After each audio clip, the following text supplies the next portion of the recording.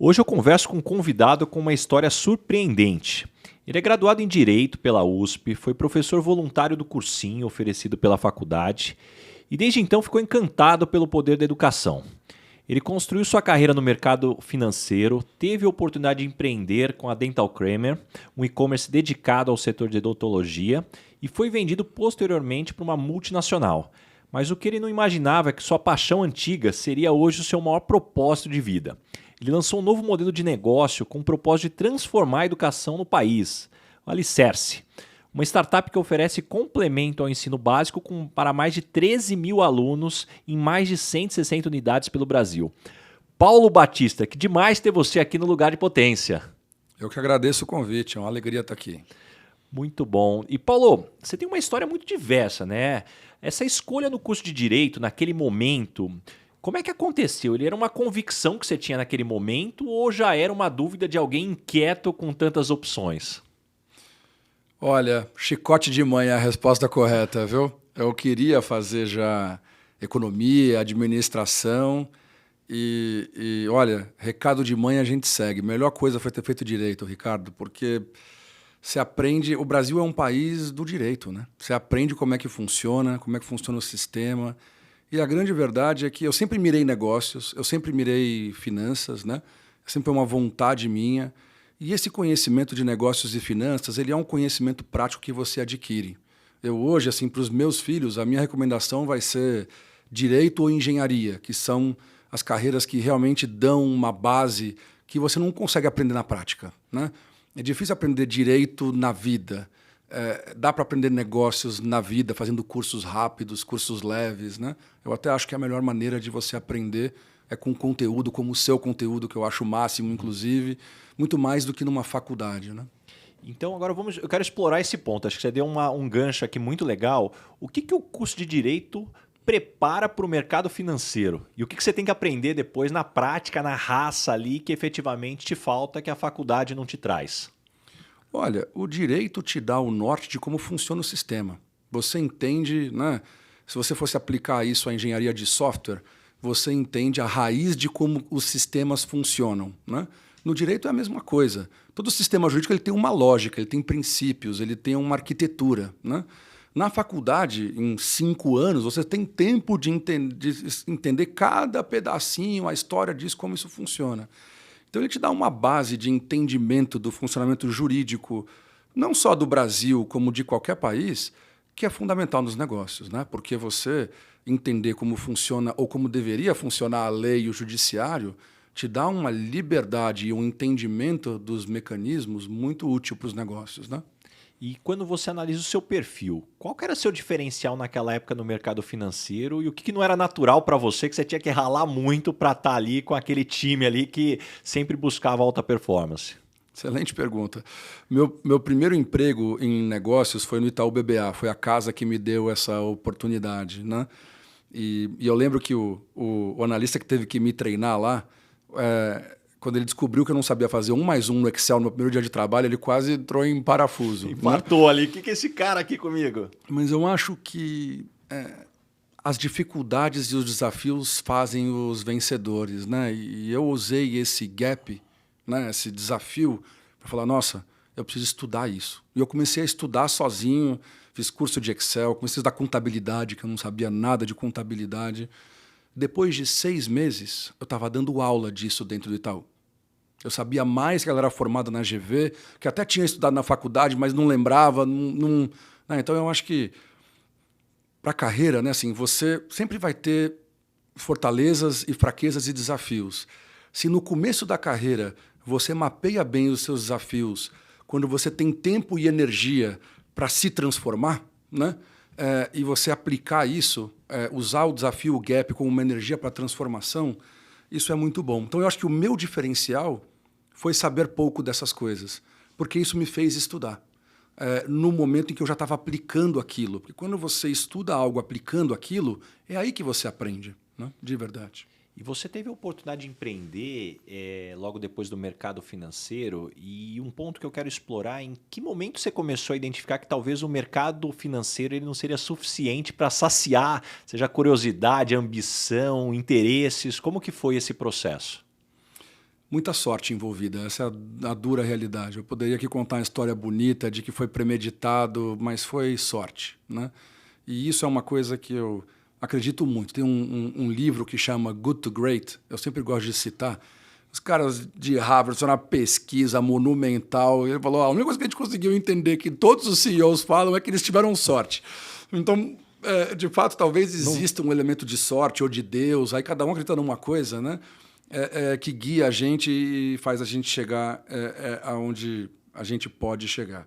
No meu caso, teve muito disso, né? Assim, eu saí não conscientemente do mercado financeiro, eu saí da GP no Private Equity, onde eu estava, casa que eu devo muito, aprendi muita coisa lá, fiz grandes amigos, inclusive, mas não me interessava mais seguir lá naquele momento fazendo aquilo que eu fazia, né? E aí eu resolvi tirar um sabático. Eu ia fazer um MBA fora, né? Ia tirar um sabático. Tinha ganho algum dinheiro já, trabalhando no mercado financeiro, nada demais, mas alguma coisinha. Eu tinha 27 anos de idade, para mim era muito. E eu queria aproveitar isso. Eu vinha trabalhando que nem um louco desde a faculdade até aquele momento. E isso abriu um espaço na minha mente, na minha vida, onde eu acho que eu me abri para novas ideias e novos conceitos, né? Não estava procurando emprego, então isso me deu também uma liberdade de não ter um estresse de procurar algo. E aí veio, como um presente, essa oportunidade de fazer a Dental Cremer com o apoio de um fundo de investimento chamado Tarpon, a quem eu também devo muita coisa, e deu certo. E eu nem achava que ia dar tão certo quanto deu. Assim, eu lembro do meu business plan, o primeiro business plan eu tenho até hoje, da Dental Cremer. Eu dizia que eu ia chegar em 100 milhões de reais de faturamento em 5 anos e todo mundo me chamou de louco quando viu. Esse cara é um otimista, é louco, até parece, como que não pode? Virou uma empresa de 1 bi em 6 anos. Então, 10 vezes o sonho maluco que eu imaginava, né? Então, teve sorte, talvez teve um pouco de coragem, né? Eu sempre tive a ousadia de tentar. Eu acho que uma coisa que eu aprendi muito cedo se você aceita o pior cenário do que pode acontecer com a sua tentativa e fica em paz com ele, você se abre para tentar o impossível, né? Então, naquela época, eu com 27 anos de idade, saí, de fato, de uma das maiores casas financeiras do Brasil. Alguém poderia chamar aquilo de loucura, né? Mas eu falava, eu vou tentar essa Dental Cremer aqui. Se der errado, o que pode acontecer? Eu vou perder 2, 3 anos da minha vida e vou ter que pedir emprego de novo e talvez vou perder 3 anos da minha carreira. Eu entrei em paz com esse worst case cenário, eu falei, tá bom, eu aceito isso. Na hora que eu aceitei isso, eu abri o peito para fazer e veio algo incrível que eu nem esperava que viria, né? Eu vejo que muitas pessoas que eu dou mentoria, que eu converso, né? Ele tem dificuldade ele quer que dê certo. Se não der certo, é isso que trava ele. Mas se der errado... Assim, tem que entrar em paz com um worst case cenário. É o famoso hope for the best, plan for the worst. Se você realmente pratica isso, você se permite fazer as coisas que podem te dar um grande salto. Porque não tem jeito, né? Não tem almoço grátis. Para você dar saltos quânticos, você tem que correr risco. Algum risco, né? Então, esse para mim foi o principal fator. E tem um ponto que você traz que eu concordo muito, é que quando a gente olha a característica, como a nossa mente funciona, ainda é um cérebro muito baseado nos nossos antepassados do matar, né? Assim, morrer ou vou conseguir sobreviver. E a partir daí a gente tem um cérebro ainda muito ancestral que é treinado para a sobrevivência. Então o nosso cérebro ele é muito mais treinado para identificar o que a gente tende a perder do que o que a gente pode ganhar quando a gente fala de uma mudança do novo. Por isso que a gente é tão resistente à mudança de maneira geral. Então, com isso, as pessoas muitas vezes esquecem dessa armadilha que o cérebro traz, e aí a hora que você vê, você só está olhando exatamente o que você perde. Sim, talvez você possa perder, mas sem colocar na balança o que você pode ganhar. Mas um ponto que eu gosto muito que você traz, Paulo, é sobre a questão de você ter a tranquilidade também de saber que você não vai saber tudo que é necessário, mas também, ao mesmo tempo, entender que isso é completamente normal. E como é que foi essa dinâmica? Porque você trazia, sem dúvida nenhuma, conceitos muito fortes do que é esperado de um investidor, de alguém que vem do mercado financeiro, mas eu não tenho dúvidas que teve muita coisa também que a hora que você olhou, você falou, opa, para aprender aqui tem esses componentes aqui. O que você teve que aprender aí para ser um bom empreendedor? Muita coisa, muita coisa. Mas aí entra a vantagem, Ricardo, da gente ser empreendedor na era da informação. Pouca gente percebe que hoje a informação está na nossa mão. Parece piada dizendo, mas muita coisa do que eu precisei aprender de marketing digital, gestão de pessoas, logística, eu aprendi no Google. No Google. Eu ouvi um conceito, eu vi um desafio, Google, podcast, blog. Outra coisa que eu fiz muito é usar fornecedor para aprender. O fornecedor ele quer te vender alguma coisa, né? E toda empresa séria que vende alguma coisa, ela está preparada para educar o seu cliente.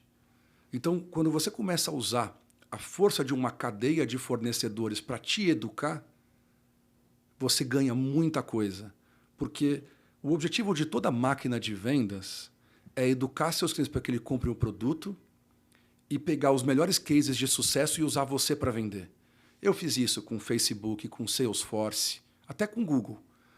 E essas são empresas que têm uma estrutura de education e de customer success que é estado da arte, né?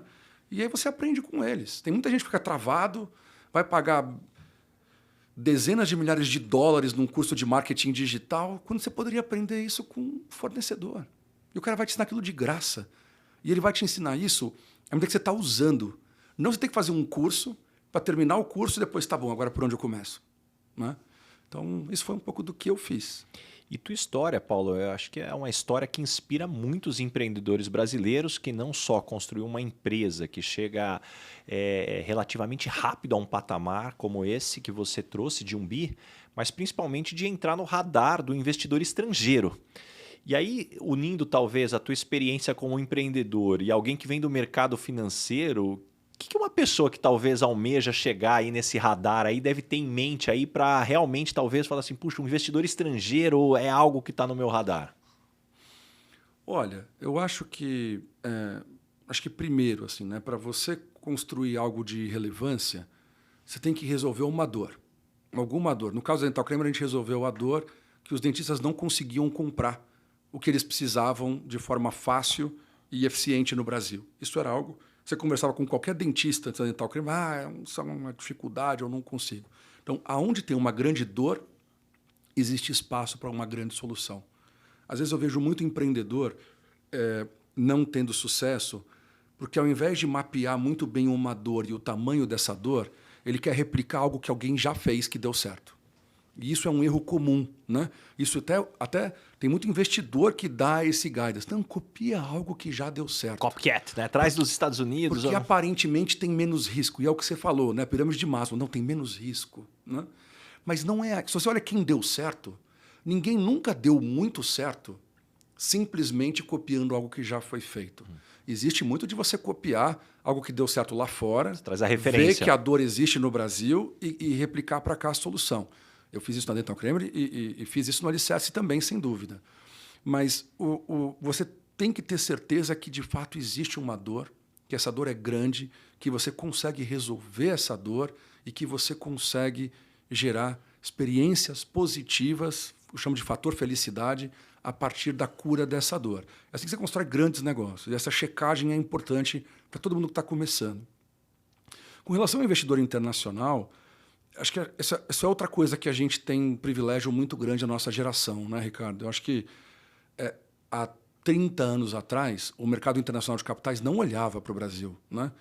Hoje ele olha. Então, hoje, tem muita gente na pista para negócio aqui, né? Para você conseguir atrair o capital internacional, né, você basicamente tem que ter bons números. É isso. No meu caso, foi isso, assim... tem muita gente que consegue fazer isso construindo uma baita narrativa, um belíssimo PowerPoint, sendo um baita empreendedor, tendo a roupinha certa, a carinha certa, o jeitinho certo. E isso de fato funciona. Tem gente que é campeão de fundraising só na narrativa e na persona. Né? Mas ao fim e ao cabo, no meu caso, o que sempre deu mais certo é grandes resultados. Tenha grandes números, grandes resultados, Porque aí você pode ser feinho, você pode não falar inglês, você pode não ser bonitinho, você pode não ser chiquezinho, que o mercado vai te olhar. Porque o mercado quer o quê? Quer bons resultados, quer bons números, quer apostar em cavalo certo. E cavalo certo é aquele que tem bom track record. Né? Então, track record é tudo. Se você não tem track record, você tem que ser bom de narrativa. Se você tem track record, você não precisa ser bom de narrativa. Basta você mostrar o seu track record. Né? E aí, coisas mais práticas. Entenda como funciona o mundo dos investimentos. Aí, de novo, Google. Né? Pesquisa. Como que funciona? Tem muito conteúdo na internet. Venture Capital, o ecossistema de Venture Capital é muito generoso. Você consegue fazer um MBA sobre Venture Capital só pesquisando os grandes podcasts de Venture Capital, entendendo como tudo isso funciona, conversando. Conversar é muito importante. Conversa com quem já passou por isso. Pergunta. Conversa com quem é investidor, com quem já foi investido. Bebe da experiência dos outros. Isso enriquece muito. Né? Sim, o que eu posso colocar sobre isso é isso. E como é que fecha esse ciclo como executivo, como empreendedor, e a educação, essa paixão volta com a força que ela volta? Muito por acaso, sorte e Deus também, Ricardo. Quando eu vendia Dental Cremer para a Henry Schein, que é essa multinacional, o plano era eu ficar lá. Eu fiquei como executivo deles, eu era CEO deles para a América Latina. E o plano, o projeto de vida ali era continuar fazendo aquilo ali por anos, eventualmente até ir para fora do Brasil. Mas eu comecei, né, muito num olhar de impacto social, porque eu acho que todo mundo que mora num país como o Brasil e que conseguiu ter algum retorno da sociedade, seja por herança, seja por construção, por mérito próprio, não importa, tem que olhar para o apartheid que é o nosso país e para a injustiça que tem aqui. E eu sou apenas um deles, né, inspirado por várias pessoas. Comecei a olhar.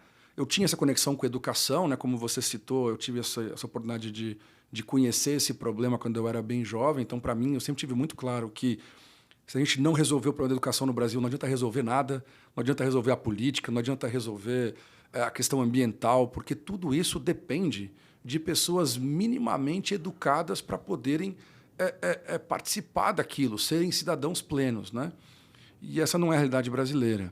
Então eu comecei a me debruçar sobre o problema, sobre a dor. Em janeiro de 2017, o objetivo era fazer alguma coisa, talvez montar uma ONG, fazer alguma pequena intervenção. E aí eu comecei a investir tempo no assunto, comecei a trazer pessoas para me ajudar a pensar no assunto, comecei a conversar, olhar o que estava sendo feito. A ideia foi crescendo, foi me puxando. Eu confesso que eu fui negando ela várias vezes, porque para mim parecia loucura eu largar uma vida executiva e me dedicar à educação. Mas toda vez que eu negava, ela voltava 2 vezes mais forte. E isso foi crescendo dentro de mim, até que eu percebi, graças a alguns amigos que me fizeram enxergar um modelo novo, que são dos negócios de impacto social, de você criar modelos com fins lucrativos, que tem como foco resolver um problema social, né, ou ambiental. Isso é uma tendência no mundo hoje, está começando no Brasil, mas é algo que eu passei a acreditar fortemente. Hoje eu falo disso, mentoro outras pessoas que estão fazendo isso, montei até um fundo de investimento para apoiar empreendedores que querem montar negócios com fins lucrativos para promover impacto social ou ambiental, porque no fundo, o que eu acredito, Ricardo? O governo, principalmente no Brasil, tem muita dificuldade de fazer o seu trabalho, por questões estruturais que a gente não vai resolver em uma geração. Né? A filantropia é muito importante, muito valiosa, mas ela tem seus limites. Ela não é sustentável a longo prazo. Então existe, acima de tudo, afora a educação, um espaço para um novo capitalismo, que é o capitalismo de impacto, que cria modelos de negócios de mercado com fins lucrativos, mas que tem como propósito resolver um problema. Ou seja, não é uma empresa que vende um produto, um cosmético, e adota uma causa corporativa. É uma empresa que se molda para resolver um problema social. A causa corporativa é o negócio, e o negócio é uma causa corporativa. Esse é um modelo novo e muito potente, porque você consegue ter a mesma força de atração que uma ONG, que uma filantropia, né, para atrair talentos, pessoas que querem se engajar, que querem ter propósito na sua vida, com a potência econômica de um negócio capitalista, né? Então, eu gosto de dizer para o nosso time, né, que no Alicerce, por exemplo, e tem vários outros exemplos disso, você consegue ter o mesmo impacto ou mais que você trabalhasse numa ONG, sem abrir mão do quanto você ganharia se você trabalhar na Faria Lima. Então, você consegue juntar o melhor dos dois mundos. E aí você consegue atrair os melhores talentos, você consegue atrair investidores, mais capital, porque hoje tem muito capital de propósito também, está crescendo muito, e você consegue dar mais potência para o negócio e, portanto, para a causa e, portanto, para o seu propósito pessoal. E aí você entra numa espiral positiva. E para a gente falar da Alicerce aqui, acho que até pegando aqui o que a gente falou agora há pouco, vamos começar pelo problema aqui, que a gente tem que resolver, a gente tem cada um a sua parcela aqui nesse Brasil. Como você enxerga o problema da educação no Brasil? Tangibiliza aqui, porque eu acho que esse é um problema que todo mundo fala, mas talvez poucas pessoas tenham a profundidade para compreender, né, exatamente o tamanho do desafio que se tem pela frente. Excelente pergunta, Ricardo. Eu acho que a educação brasileira é ruim, isso aí já virou lugar comum, todo mundo fala, todo mundo sabe, né? Mas eu acho que poucas pessoas sabem o quanto é ruim, né? Os dados da prova do PISA de 2018, então antes da pandemia, tá, Ricardo? Mostram que 68% dos brasileiros não sabem fazer as 4 operações da matemática. Quase 70% não sabe somar, subtrair, multiplicar e dividir. 50% não consegue ler um texto de 3 linhas e acertar uma pergunta sobre essas 3 linhas que ele leu. Se você pegar um nível mais avançado, de você pensar domínio da base educacional completa, então, por exemplo, uma leitura avançada, conseguir escrever uma redação de uma página ou conseguir ler um livro e entender o livro, só 9,3% dos brasileiros conseguem ler um livro e entender o livro. Por isso que o mercado de conteúdo no Brasil é tão raso. Por isso que o mercado editorial brasileiro é tão pequeno. Porque menos de 10% dos brasileiros conseguem, de fato, ler um livro, né? Se você vai para matemática, isso é ainda mais grave. Menos de 5%, 4,3% dos brasileiros têm a matemática que você precisa ter para ser um programador de computador. Então, no diagnóstico que a gente fez lá em 2017, 2018, existe uma miopia muito grande na sociedade brasileira. O pessoal tá desesperado com o apagão tech no Brasil, né? Que faltam 500 mil programadores, que não tem como. O gargalo não é mais curso de programação. Não adianta criar outro curso de programação. Tem muito curso de programação. O gargalo é gente com uma base de matemática suficiente para sequer absorver o conteúdo de um curso de programação. E veja, o gargalo no Brasil não está só aí. Está aí também, isso é urgente. Mas ele está na base. Existe só 30% dos brasileiros estão preparados para trabalhar num call center. 70% não consegue trabalhar num call center. Então, o McDonald's rejeita a gente na entrevista porque não sabe falar português direito. Não é escrever, é falar português direito. Então, o buraco do Brasil é muito mais embaixo. Existe uma miopia social muito grande no Brasil. Depois do que muita gente considera que é pobreza, existe mais metade da população brasileira que é mais pobre do que aquilo, né? Então, esse é o tamanho do drama. O drama do Brasil está na base. Todo mundo que é empresário de grande empresa, que contrata mão de obra de nível operacional, sabe do que eu estou falando e vive essa dor. Tem dificuldade de encontrar mão de obra básica num país que tem 25% de desemprego jovem e 14% de desemprego total. Isso não deveria acontecer. Acontece por quê? Porque a escola não performa, o sistema educacional não performa. Quando você olha aqui para esse problema, você, viajou o mundo buscando referências. O que você encontrou para justamente ter como base para formar a Alicerce? A melhor referência em educação é o PISA, né? Um programa da OCDE que justamente compara a educação em diferentes países, né? O que a gente percebeu em 2017 e 2018 é que o número 1 e o número 2, que é o número 1 são as grandes cidades chinesas e o número 2 é a Finlândia, né? O que esses dois países têm em comum é que eles apostaram em modelos de educação livre no contraturno, complementando a escola, né? Então, o que é isso? É basicamente você ter um programa educacional onde você vai preenchendo as lacunas que naturalmente se formam no sistema educacional, né? No Brasil, o buraco é mais embaixo, porque como o sistema educacional no Brasil trabalha com aprovação automática, não reprova ninguém de ano, ou é muito difícil reprovar alguém de ano, essas lacunas ficam gigantescas. Então, aqui, esse modelo faz ainda mais sentido. Quando você vai para a Finlândia, por exemplo, o contraturno lá é para você recuperar o atraso que se acumulou no ano letivo daquela criança que não conseguiu acompanhar a turma, né? No Brasil, dadas as estatísticas que eu falei, a gente no Alicerce, por exemplo, tem alunos que estão com 15, 16 anos de idade que não sabem ler. E não é poucos, não. São muitos, né? Então, a gente é especializado em corrigir isso. E bebeu muito das referências metodológicas desses países, né? Misturando com as melhores técnicas educacionais que tem hoje no mundo. Flipped Learning, e, enfim, uma série de outras referências aí educacionais. O Doug Lemov, várias outras coisas que estão na vanguarda, né, da educação no mundo hoje. A educação, como todo mundo diz, né, assim, a escola está, em muitos casos, parada há 100 anos, né? Mas tem muita pesquisa sobre o que funciona em aprendizagem e a gente aplica isso. Quando a gente olha aqui, talvez, na sua opinião, existe uma regra de Pareto, talvez, do que deveria ser mudado 20% para impactar 80%? Olha, no Brasil é bem complexo, porque o Nelson Rodrigues tem uma frase que subdesenvolvimento não se improvisa, é obra de séculos. Se a gente falar aqui dos problemas da educação brasileira, eles são muitos, eles se potencializam e eles se atrapalham. Então, é difícil você encontrar uma coisa que seria uma bala de prata que resolveria a escola. Por isso que a minha aposta foi criar um modelo complementar, que acontece no contraturno, portanto livre e independente e não regulado, que não fica preso nas amarras que o sistema educacional tem que ter, porque aquilo é estatal, né?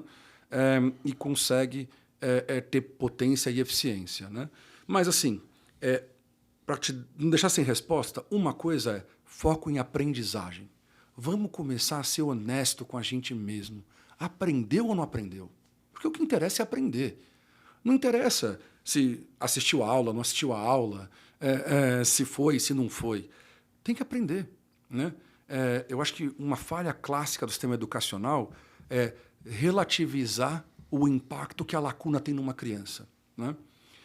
O que eu vou falar parece loucura, mas você deixar uma criança que tirou 7 sobre 10 passar de ano, de certa forma é errado, porque você sabe que ela não aprendeu tudo daquele ano escolar e você está deixando ela ir para o próximo capítulo. A chance... Legal, ela passou de ano, mas a chance daquele gap, daquela lacuna, atrapalhar ele no próximo ano e aquilo ser uma bola de neve que vai atrapalhando a autoestima dele e daqui a pouco ele acha que o problema é ele. E, na verdade, foi só uma lacuna que não foi identificada por um professor numa escola. Ou, ai, coitadinho, passa de ano. Porque... Então, mas é complexo, porque reprovar de ano também é traumático. Então, por isso que eu falo, quando você fala de sistema educacional tradicional, é super complexo, né? Você tem que mudar muita coisa, quase que destruir e fazer de novo. Por isso que a vantagem do Alicerce é ele não estar preso a essas amarras. No Alicerce, ninguém reprova de ano. Ninguém é reprovado. Ninguém é aprovado. Interessa o quê? Aprendeu ou não aprendeu? Se você aprendeu, eu vou para o próximo capítulo. Se você não aprendeu, eu te ensino de novo. E se você não aprendeu, a culpa é minha, não é sua. Porque eu tenho que entender por que você não aprendeu ainda. Isso é o growth mindset, né? Que eu acho que é muito do que você faz, né? Do G4, todos esses ecossistemas de educação corporativa já tem esse mindset mais aberto da experiência para aprendizagem e não o conteudismo. Pô, vamos aprender num contexto engajante, que faz sentido, que é legal para você. E sair daquela lógica Pink Floyd, hostil, você tem que aprender, você tem que estar aqui, você tem que ir para a escola, você tem que ir para a escola, você tem que ir. Mas por que eu tenho que ir para a escola? Porque você tem que ir. Por que você tem que aprender? Você tem que aprender porque se você aprender português e matemática, você vai mais longe. Você vai ser o que você quiser. O que você quer fazer? Ah, eu quero ser isso. Se você não souber ler bem, você não vai ser isso.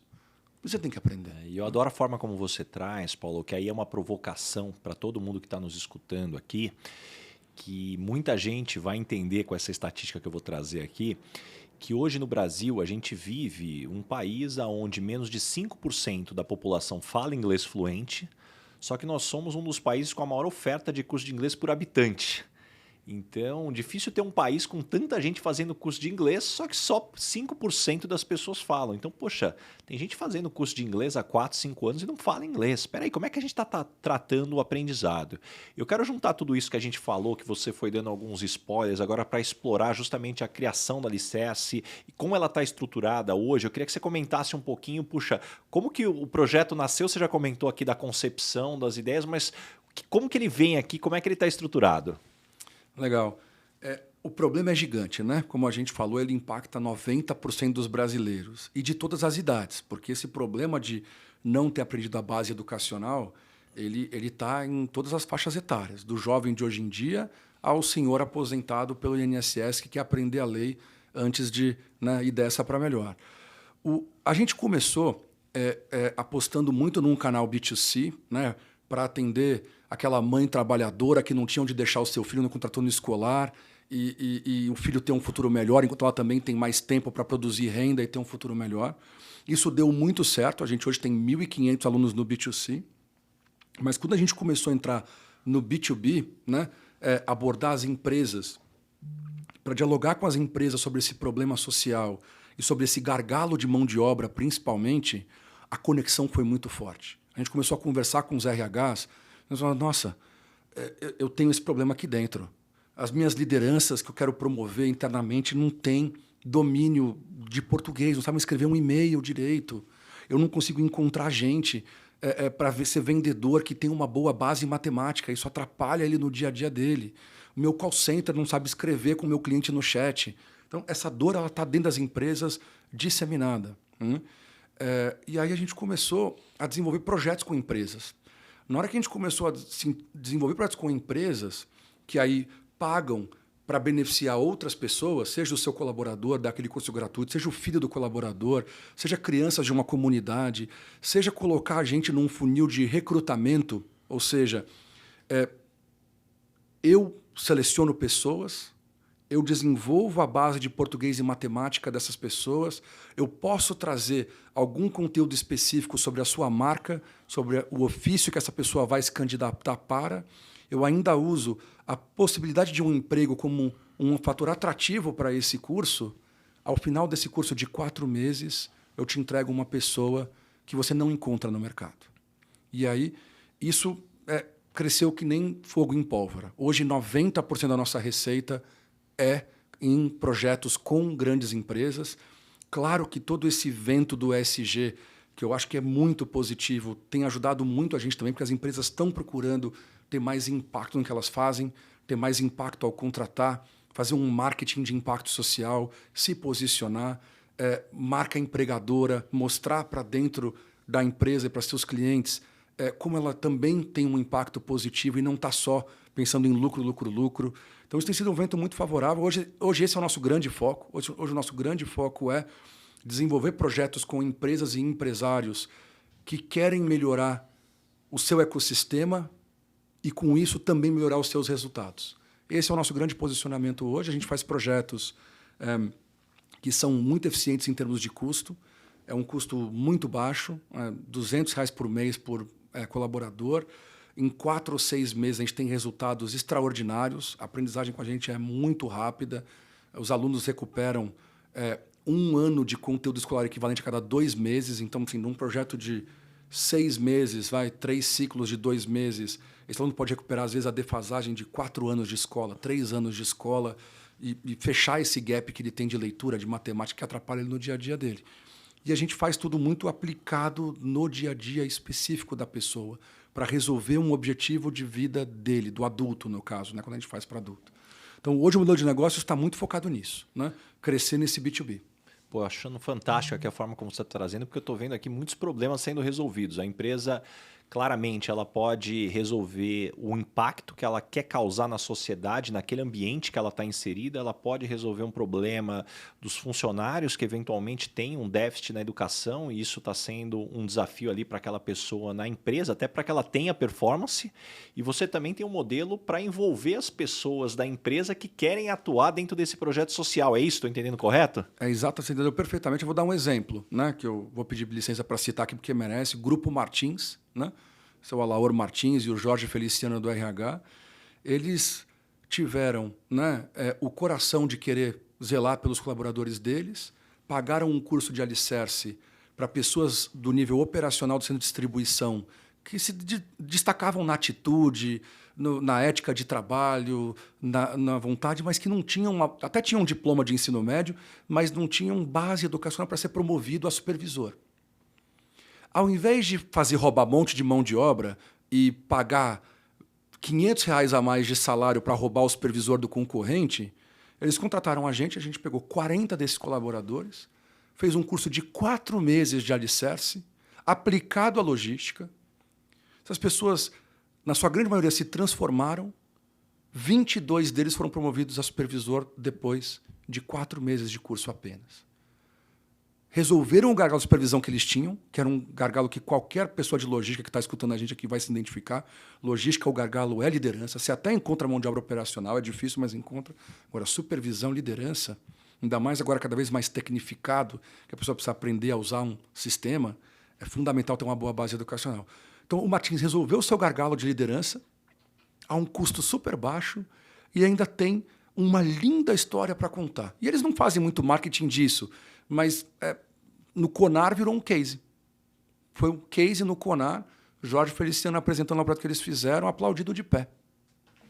E dentro desse modelo, como é que vocês endereçam a diversidade, que acaba esbarrando exatamente com o problema? Na hora que a gente olha o impacto que existe, né, nas minorias, que é interessante, até o nome minoria é a maioria mal representada.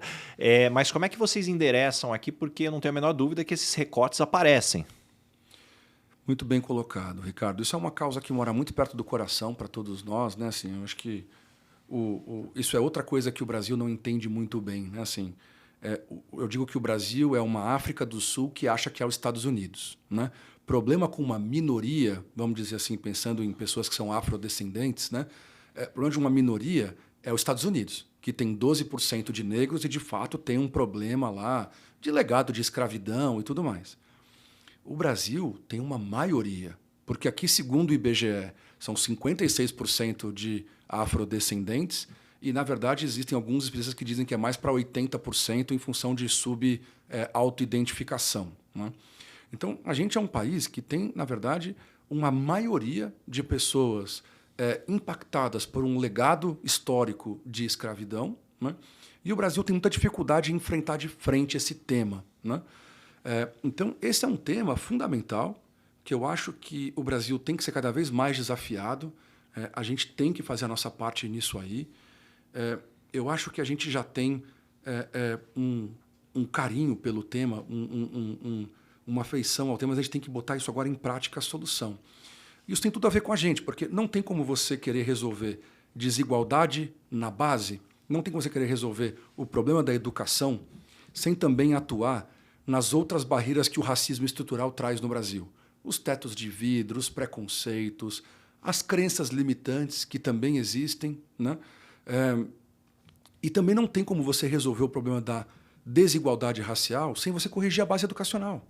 Porque como é que, num país em que, infelizmente, a grande maioria das pessoas não tem uma boa educação na escola pública e, majoritariamente, são pessoas afrodescendentes, como é que você vai conseguir forçar uma maior equidade sem você fechar essa lacuna de leitura, escrita e matemática? Porque dá para você ensinar qualquer pessoa on the job. Dá para você ensinar vendas on the job. Dá para você ensinar programação on the job. Dá para você ensinar tudo on the job.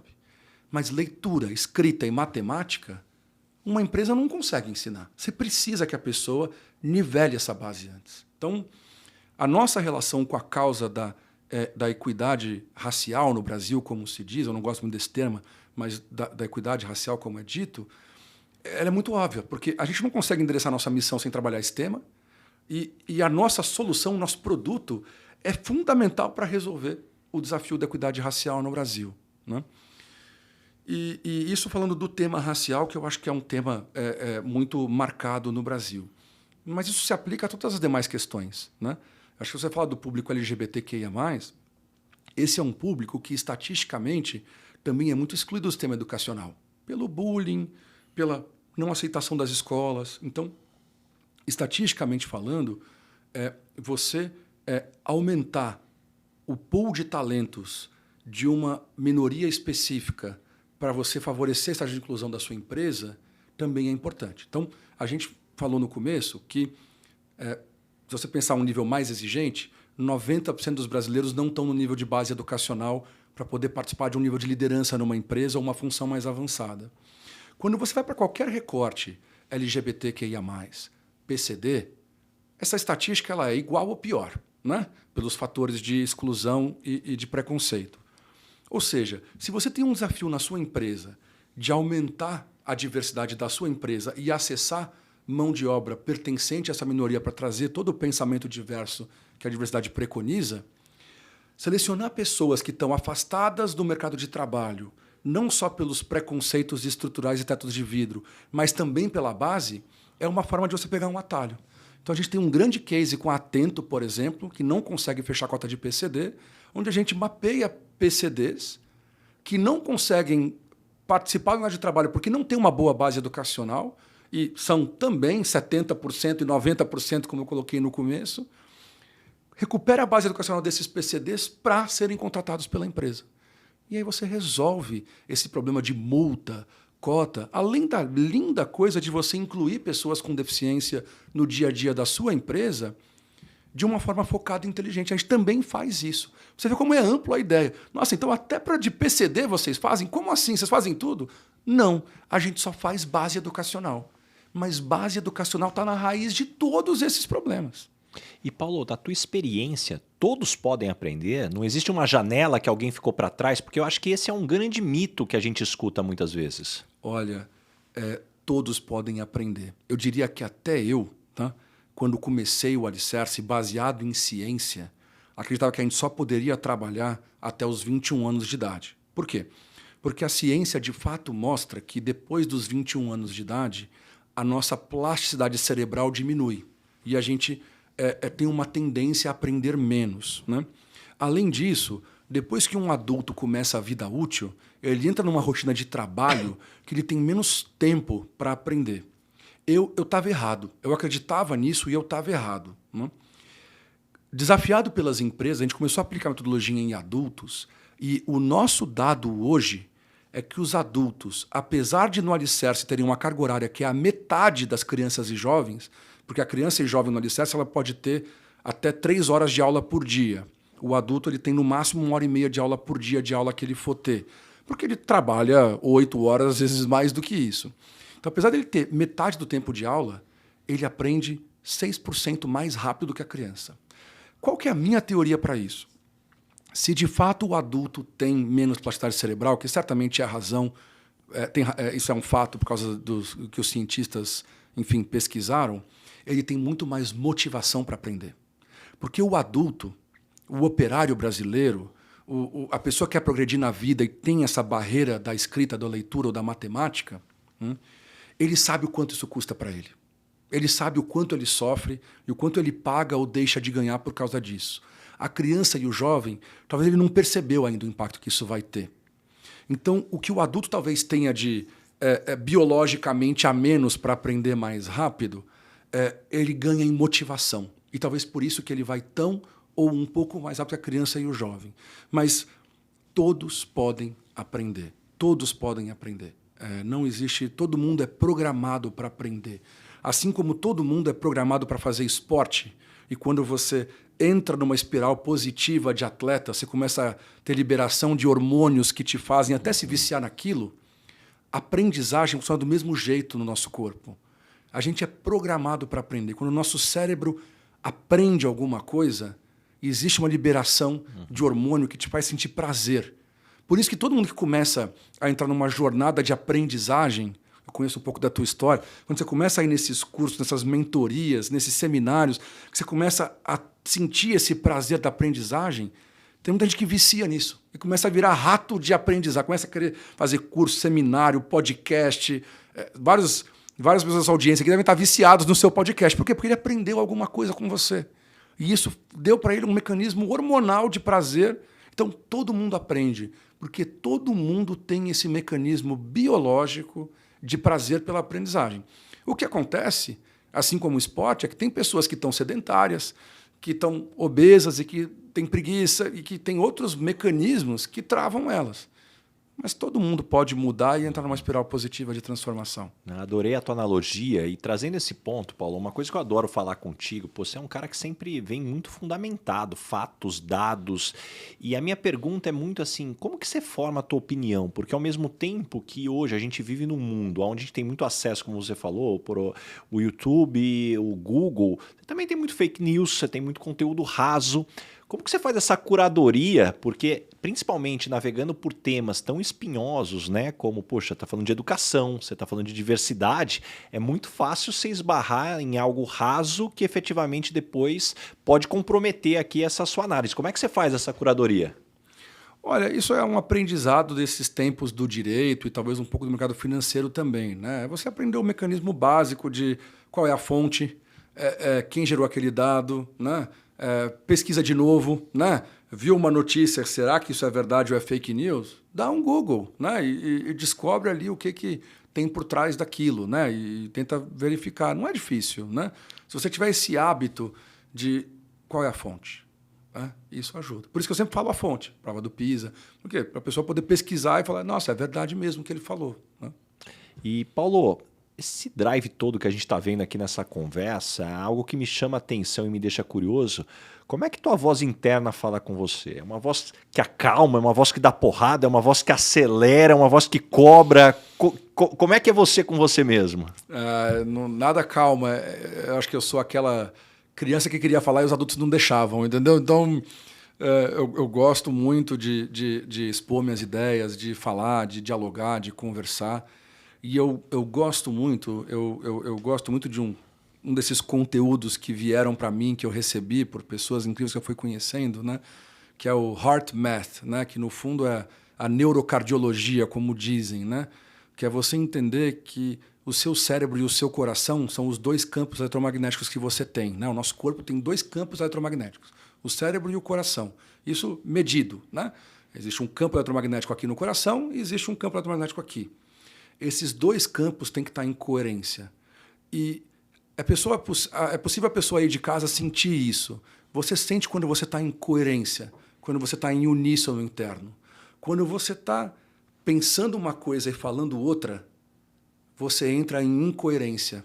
Quando você está com uma emoção abalada e tentando passar uma outra sensação, esses dois campos também saem em descompasso.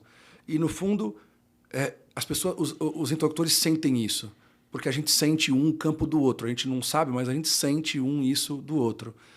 Então eu sempre tento estar em coerência. Né? E eu busco essa coerência o tempo inteiro. Você tem algum exercício para encontrar esse equilíbrio? Meditação. Meditação faz isso.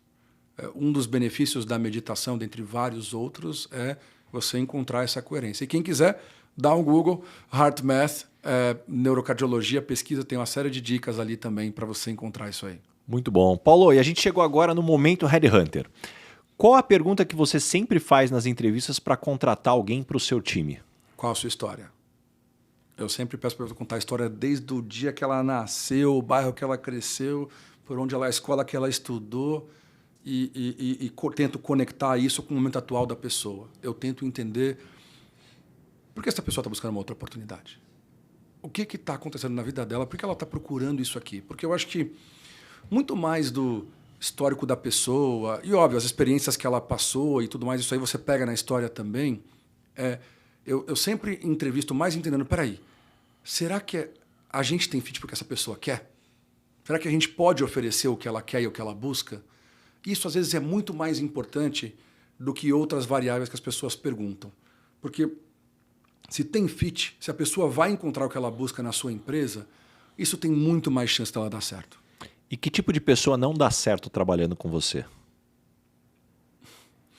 Pessoas que estão muito acostumadas a estruturas verticais. Eu trabalho numa dinâmica muito horizontal. Eu sou muito próximo da ponta, né? Então, muita gente se adapta, mas pessoas que sofrem muito é aquela pessoa que fica com o eterno pânico do CEO. A pessoa mais cara de pau, que rapidamente aprende a falar comigo de igual para igual e de entender a abertura que eu dou, se dão melhor. E quando as pessoas não gostam de você, normalmente qual é o motivo? Quando as pessoas não gostam de mim, me acham muito resistente. Mas, na verdade, eu não sou. Eu só tenho opiniões fortes. E o que você tem mais orgulho do que está escrito no seu currículo? O que eu tenho mais orgulho já é o alicerce. Já é o alicerce. Se você me perguntasse isso talvez há um ano atrás, ainda seria Dental Kramer, mas hoje já é o alicerce. E o que você gostaria de perguntar para o Baza Headhunter? Olha, eu queria te perguntar o que divide os grandes líderes dos líderes que você não admira tanto? Puxa, olha, essa é uma pergunta que nunca ninguém me fez. E essa questão da admiração, ela está diretamente ligada com o que você mais dá valor. Então, para mim, os líderes que eu não admiro são os líderes que normalmente usaram de métodos que eu não concordo. E são métodos que hoje, hora que eu olho, o mundo evoluiu e alguns comportamentos que talvez a sociedade aceitava lá atrás não são mais aceitos hoje. Então, no mais que um líder entregue resultado e talvez o resultado final seja admirado, para mim a forma é fundamental. E eu digo isso que tem muita gente que ficou presa ao tempo lá atrás. Meu avô morreu achando um absurdo não poder fumar mais no avião. E quem escuta hoje isso fala que absurdo, mas de novo, no tempo dele talvez era a coisa mais normal. Grávidas também fumavam e estava tudo bem naquela época e hoje a gente vê o absurdo que é tudo isso. Então para mim o como importa muito e talvez para mim tem um aspecto que vem antes. Eu vou tomar a liberdade aqui de discordar um pouco do Simon Sinek, que ele fala muito, né? Comece pelo porquê. Comece pelo porquê. Eu acho que tem um que vem antes, que é comece por com quem. Para mim, um com quem vem antes do o que ou por que você vai fazer. E para mim, um líder está diretamente ligado a você escolher com quem você quer estar também. Isso eu aprendi com meu pai e eu trago até nos dias de hoje. Com quem você pode ter certeza que se você tiver com as pessoas certas, o resto depois você vai arredondando com o tempo. Uau, que aula, hein, galera? Muito bom. E chegamos agora no momento, Dona Ângela. Eu quero humor agora. Ó. Complete a frase. Eu sou esquisito por quê? Eu trabalho muito. Sempre foi assim? Sempre. Sempre. Desde a faculdade eu abri a mão de balada, de festa para ficar trabalhando no banco. E até hoje eu trabalho muito. O bom é que hoje eu trabalho de casa, né? Que eu sou dessas empresas que foi para o 100% remoto e adoramos, né? E hoje eu trabalho vendo meus filhos, porque até pouco tempo atrás eu, infelizmente, era um desses que sacrificava o tempo de exposição com os filhos pelo trabalho. Isso era um grande dilema na minha vida que eu curei graças à pandemia. Qual foi o maior perrengue que você já passou no mundo corporativo? Eu acho que foi a pandemia. Foi a pandemia. A gente estava muito no começo do alicerce, né? A gente já tinha 40 unidades abertas, 3.000 alunos, a gente já tinha ali mais de 200 professores dando aula e em 24 horas né, hoje, olhando para trás, é uma coisa. Na época, ninguém sabia o que ia acontecer, o que ia fechar, o que não ia fechar, quando ia fechar, por quanto tempo ia fechar. O primeiro decreto do Dória era de 15 dias, lembra? Sem dúvida, acho que para todo mundo foi a pandemia. Né? Assim, em 24 horas, você ir receita a zero, que foi o nosso caso, né? Porque é um serviço presencial educacional. A gente não tinha o online ainda, hoje a gente tem o online. Inclusive, desenvolvemos o online na pandemia. Então, a pandemia, para mim, sem dúvida, foi o maior sufoco. Empresa começando, ainda se capitalizando e enfrentar um baque desse não é fácil, não. Se foi difícil para a empresa grande e já capitalizada, imagina para uma empresa começando. E qual foi a maior loucura que você já fez na vida? A maior loucura que eu já fiz na vida foi ter largado uma oferta em 2006.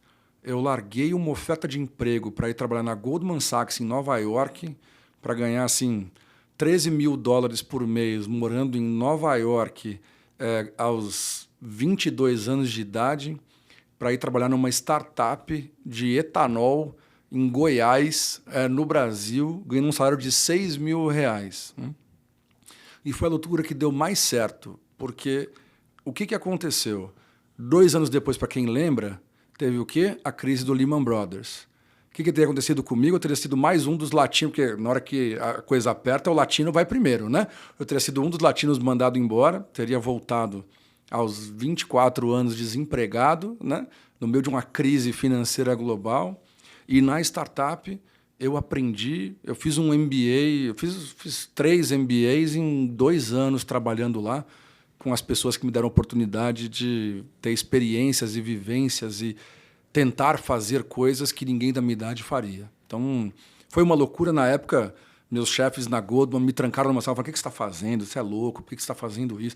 Porque era o sonho de qualquer latino-americano, concorda? Aí trabalhar em Nova York, pré-Lehman Brothers, né? Era o sonho de consumo de todo mundo. Eu abandonei para, teoricamente, um emprego maluco, mas hoje eu só estou aqui por causa disso.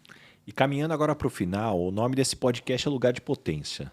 Paulo, qual que é o seu lugar de potência? Que tipo de situação e ambiente que pode te jogar lá que você brilha? Olha, qualquer processo criativo, qualquer processo de problem solving. Eu sou viciado em resolver problemas. Eu, desde criança, se você me dá uma caixa de Lego, assim, você vai ter que me arrancar à força. Se me der um quebra-cabeça de 1000 peças, eu viro noite até terminar o raio do quebra-cabeça. E eu aplico isso muito nos mundos dos negócios. Então, toda vez que tem um problema, eu sou o famoso cara daquele livro Oba Problema. Tem um problema, é ali que eu melhoro, porque eu sou programado para diagnosticar problemas e resolver problemas. E me fala uma verdade que as pessoas não costumam dizer e, na sua opinião, é fundamental para se ter sucesso. Eu vou dar uma resposta um pouco longa para essa pergunta. Eu diria que para você ter sucesso, você precisa estar preparado para aceitar o pior resultado possível do caminho que você escolheu. O famoso hope for the best, plan for the worst. Você tem que estar em paz com o pior cenário do caminho que você escolheu. Você só vai poder ter sucesso se você estiver em paz com ele. Porque é essa paz com o pior outcome possível do caminho que você escolheu que vai te dar a resiliência e a paciência para trabalhar até você conseguir crack the code e obter o sucesso que você pretende ter. E deixa algumas dicas de fontes de conhecimento. Como é que você se mantém informado? Como é que você se desenvolve? Olha, eu vou falar o que talvez nunca ninguém respondeu aqui. Internet, Google, pesquisa lá. Aquilo ali é a maior biblioteca que já existiu na história da humanidade. Está tudo lá indexado com um algoritmo de busca perfeito que parece que adivinha o que você quer ver, né? Estuda por ali, pesquisa por ali. E a outra, converse com grandes pessoas e escute grandes podcasts como o do Baza. Você ouvir pessoas reais falando de problemas reais, de sentimentos reais, é muito melhor do que escutar apenas acadêmicos. É importante a gente entender que a essência do acadêmico foi algo que foi criado lá atrás, quando não existia internet, para você poder, de alguma forma, reduzir o custo da transmissão do conhecimento. Então, você pegava um cidadão, e esse cidadão, dentro do sistema, ele lia muitos livros, resumia o conhecimento e ficava passando isso para as pessoas numa sala de aula. Você não precisa mais disso. Você hoje consegue sozinho acessar conteúdo, né? Antigamente, você tinha que ir na biblioteca para ver livro. E no Brasil não tinha biblioteca boa. Então você tinha que ir para fora para você acessar bibliotecas, poder ler livros que não tinha no Brasil. Ou ver professores que tinham acesso a referências que não tinha no Brasil. Hoje você tem que pensar muito mais em experiência. Você tem que estar com pessoas com quem você vai aprender. Pessoas reais que fizeram, não apenas que estudaram. Lembra que todo o conteúdo acadêmico é a síntese de algo que uma vez deu certo na prática. Eu gosto de dizer isso para os meus colaboradores e para os meus mentorados. Todo livro de gestão, qualquer livro que você pensar, o que é aquilo? É a teorização, é a narrativa em cima de uma coisa que alguém fez pela primeira vez, uma vez na prática e deu muito certo. E muitas vezes no livro ele conta uma história mais bonita do que a história real. Então você conversar com a pessoa que fez, ou ouvir o podcast dela, o vídeo dela, é muito mais valioso do que o livro com a narrativa falsa em cima de uma história que aconteceu e que não necessariamente traz ali toda a história triste por trás daquilo e não vai ser tão fácil de você aplicar. Muito bom, adorei toda a descrição aqui. Paulo, me indica 3 pessoas bacanas para eu convidar para esse podcast e ter uma conversa como essa que a gente está tendo. Ricardo Roldão, Richard Barzinski Deixa eu escolher um terceiro aqui. Ronaldo Pereira. Muito bom. Olha, das tuas três Isso indicações, vai ser público ou não? das tuas três indicações, duas foram as mesmas do que do Richard Stade. Olha mesmo? só. Olha só. Muito bom aqui, que tenho que trazer eles aqui. E uma pergunta que eu não deixo de fazer para todo mundo, Paulo, que vem aqui. O que é felicidade para você? Felicidade para mim é o presente. É estar fazendo hoje o que eu quero fazer e o que eu acredito. E antes da gente encerrar aqui, eu tenho um presente para você pela sua participação, que é um óculos da Calvin Klein. Opa! Ele é enviado pelo nosso parceiro aqui, a Marchon, que é fabricante e distribuidor. O nosso colega Marcelo Kitsuda do IPO aqui, que sempre está nos apoiando aqui com todo o projeto aqui, sempre conosco. Olha só, ficou bom, hein? Muito bem. Gostei. Obrigado aí, Marcelo. Muito bom. E Paulo, para a gente fechar aqui, como é que as pessoas te encontram? Que projetos que vêm pela frente? Quem de repente se interessou de apoiar o projeto, tá junto, como é que as pessoas chegam aí em você? Deixa teu recado.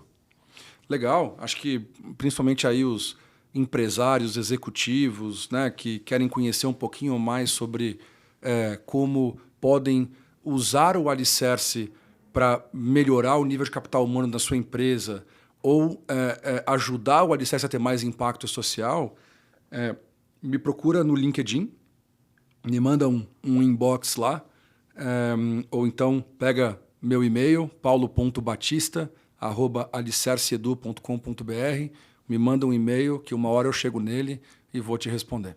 Muito bom. Paulo, muito obrigado mesmo. Que bate-papo bacana. Quantos insights fantásticos. Pô, tenho certeza que quem nos escutou aqui foram folhas e folhas aqui de anotações aqui, de muitos insights. Obrigado. Obrigado, Baza, pela oportunidade.